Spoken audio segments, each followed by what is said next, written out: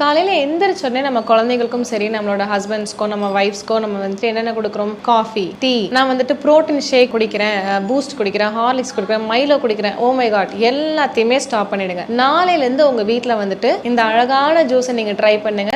என்னன்னு கேட்டிங்கன்னா, வெள்ளை பூசணி ஜூஸ், ஒயிட் பம்கின், ஆஷ்கார்ட். ஸோ கண்டிப்பாக இந்த ஒரு ஜூஸ் வந்துட்டு உங்களோட லைஃப்பில் ஒரு பெரிய பெரிய மாற்றத்தை கொண்டு வரும். வெள்ளை பூசணி ஜூஸ் எப்படி போடலாம்? நீங்கள் வெள்ளை பூசணியை தோல் மட்டும் நீக்கிட்டு ஒரு மிக்சியில் போட்டு நல்லா அரைச்சிட்டு ஒரு மெஷ் கிளாத் வச்சு நல்லா வடிகட்டி ஜூஸை மட்டும் எடுத்துட்டு கொஞ்சோண்டு உப்பு, பெப்பர், தேன் ஊற்றி நீங்கள் சாப்பிடலாம். வீசிங், சைனஸ், ஆஸ்துமா இருக்கிறவங்க வந்துட்டு எடுக்காதீங்க.